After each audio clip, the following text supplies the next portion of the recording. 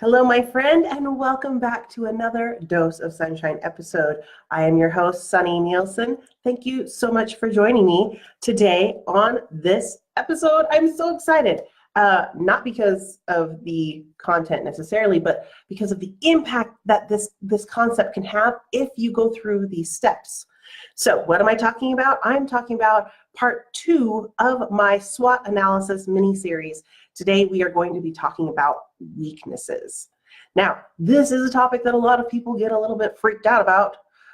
I don't want you to freak out. So I want you to take a deep breath. It's okay to address your weaknesses. It really is. I do this. This is a struggle for me when no one likes to think about their weaknesses, but I want you to know that you're in a safe space. You're with friends. You're amongst friends. And this is really good and healthy for you and your business. So if you are catching me live on this broadcast, welcome. Would love to see you drop a little note in the comments. Hashtag live. Hashtag it up. Hashtag live. If you are catching me on the replay, I would still love a great comment to let me know that you are catching me. Hashtag on the replay. Hashtag replay. Drop it in the comments. Would love to see your note. Now, if you have never joined me on my show before, Dose of Sunshine is all about me, Sunny Nielsen, and all of the crazy things about business, marketing, creativity, and just wacky life mishaps that happen as I progress in my own business while being a wife and mom. So if you are not subscribed to my show, please go ahead, like my business page, hit the lovely little bell button somewhere around the video so that you can make sure that you catch every episode as we continue on. Now, let's dive in to a SWOT analysis. Now, if you didn't watch my previous show and you're not quite sure what a SWOT analysis is, SWOT is a great little analysis tool that you can use for your business to kind of identify all of these opportunities and things within your business. So SWOT stands for strength, weaknesses, opportunities, and threats.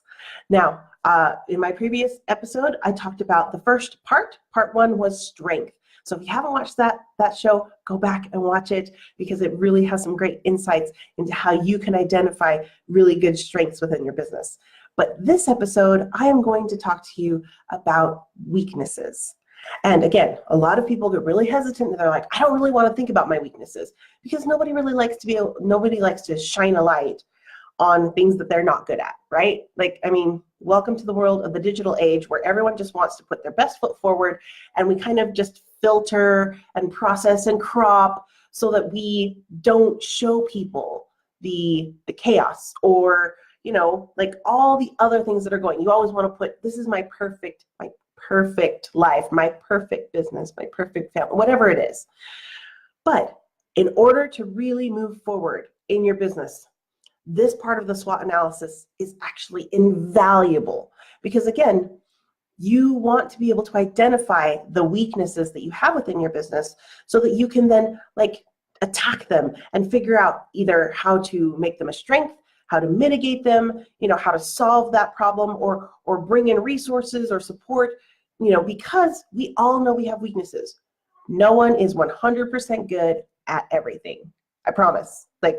And if you are, please come, raise your hand and tell me because as soon as I find one person who is 100% good at everything, I think I might just check out and be like, okay, yep, I'll let you do it. But I've yet to find anyone like that. And so I want you to know that you don't have to feel bad about having a weakness because I have weaknesses. Everyone has a weakness. Legit, I don't know how to play a piano. I kind of do. I tried to take lessons when I was younger. I never really got into it. I only got into it enough to learn my part as a singer. And then I was like, you do the rest, it's all good. And so I never really got into playing the piano. So, as a musician and a theater person growing up, I always knew that a weakness for me was the fact that I couldn't really hear the music in its entirety because I couldn't play it all together on the piano. I could really only piece out my part. And that was a weakness for me growing up. A weakness for me in my business right now, because I have done a SWOT analysis for my business, and I do recommend that you do a SWOT analysis. If you're just starting out, really go deep and do an entire SWOT analysis for your business. But even if you've been in business for a while, I still recommend that you do a SWOT analysis, even on a mini scale. It's a great tool to use as you prepare, when you're starting to look at your strategies for, say you're going to do this for 2019, at least on a yearly scale. This is a great way to kind of do just an overall analysis of where are we going, how can we progress, and how can we strategize our resources, our time, our money for the future. So a SWOT analysis is great. Like for my business, when I did this SWOT analysis, I realized that, my biggest weakness that I had for myself was the fact that I was limited in the amount of time that I had. That was actually one of the biggest weaknesses in my business because I was basically a solopreneur. So I was doing everything myself. I was managing all my clients myself. And I realized that this was limiting my ability to make money and to make money in the way that I knew that I could.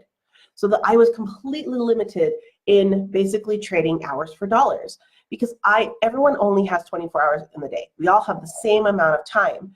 And I realized I was wasting a lot of my time on menial things like, checking emails, filing things. Oh my gosh, have you guys realized how much time we waste in filing?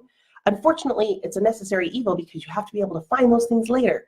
So I realized in my business that I was spending so much time in these menial but necessary things that it was really holding me back in my business. And so I actually brought on a VA, and she helps me keep my back end organized. So it literally is, I throw something to her and I say, hey, can you file this in the client folder? Hey, can you just crop this image this way so that I don't have to stress about it? And she takes a lot of that menial workload off my plate so that I can really focus my energy, my time, and my expertise in the areas that can make the biggest impact. So I want you to do this for your business. Now, if you think this would make a big impact in your business, please drop a note in the comments. Put impact in the comments because I want you to be able to use this tool.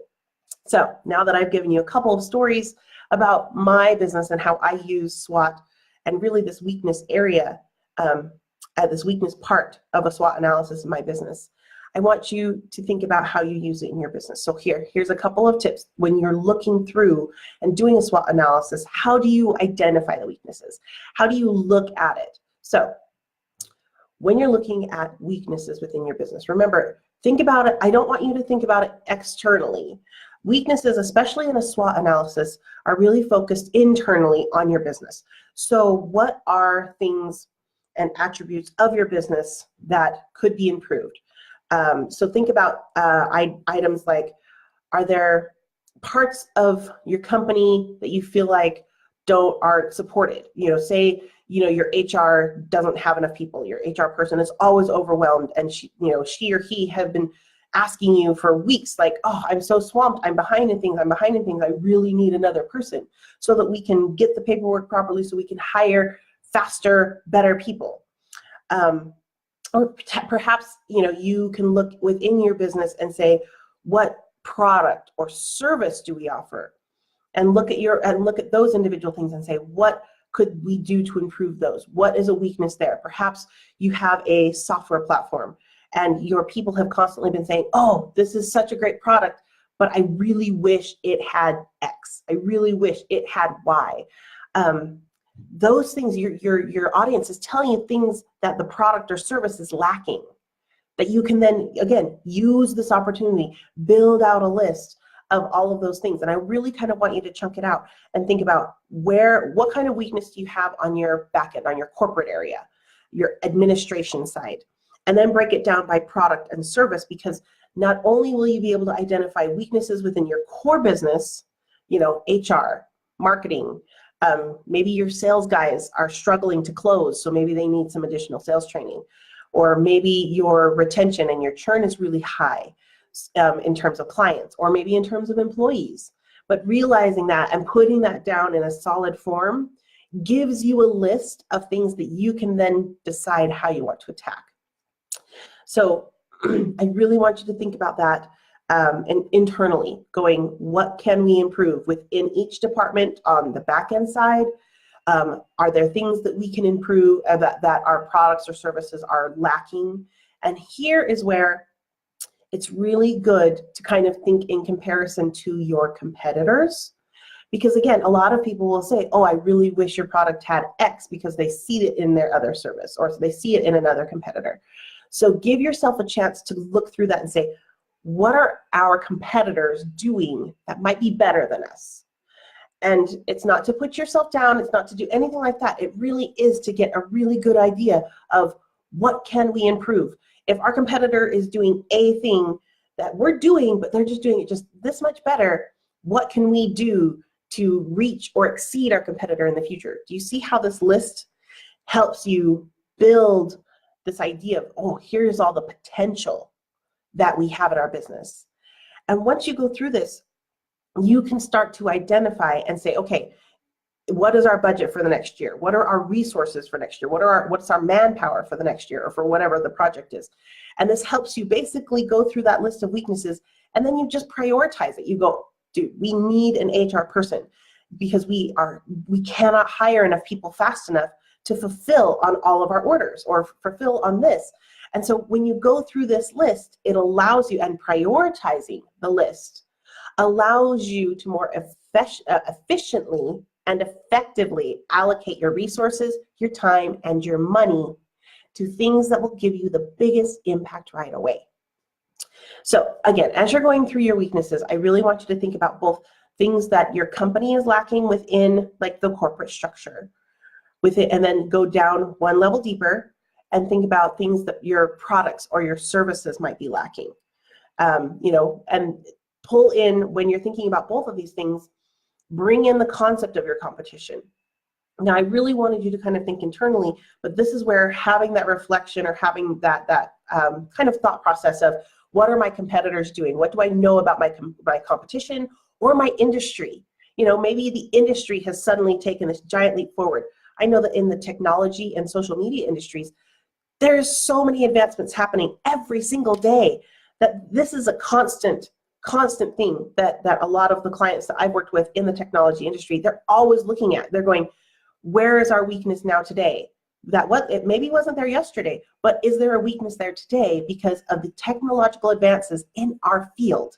And how do we have to do, how do we attack that to make sure that we do remain competitive, that we do remain relevant within our industry? So the other thing that I really want you to think about when you're thinking about your weaknesses is, and because I'm a messaging person, right? I'm all about the messaging. I really kind of want you to look at how your messaging might be weak as well. So this is one area that I help my clients with the most is looking at their unique selling position or their close verbiage or even their follow-up sequences and their emails or their follow-up phone call messages. What kind of structure or scripting can we create or that's lacking, to help them move their client along the entire client journey, or helping to increase the strength of the relationship that they're trying to build with their client. And I really kind of want you to think about that as you work through weaknesses and this part 2 of the SWOT analysis, because this is actually one of the best areas that you can look at, that you can say, without going outside, without developing something completely outside of our business, what can we do in our business right now? What do we have available that are currently weaknesses that we could quickly turn into strengths? Now, I want you to be able to see all the potential that you have with these weaknesses, because again, we all have weaknesses. Personally, professionally, in our businesses, you are not alone. If you have any questions about how to use a SWOT analysis or how to dig through these weaknesses, please drop a note in the comments. I'm happy to help, or you can always DM me. I'm happy to help walk you through this step, especially if you've never gone through a SWOT analysis before. This may be completely new territory for you. Don't be afraid. And you will get some, like the butterflies in your stomach, and it is a little bit painful to go through and really own your weaknesses. Own them and say, yes, I know this is a weak spot in my business, but that doesn't mean that you can't turn that weakness into a benefit, a strength, and something that can be profitable for your business moving forward. So I am right here at the end of my show. Thank you so much for joining me. Again, if you have any questions about a SWOT analysis, about trying to dig through your weaknesses, if you have any questions about how to do it, please drop a note in the comments.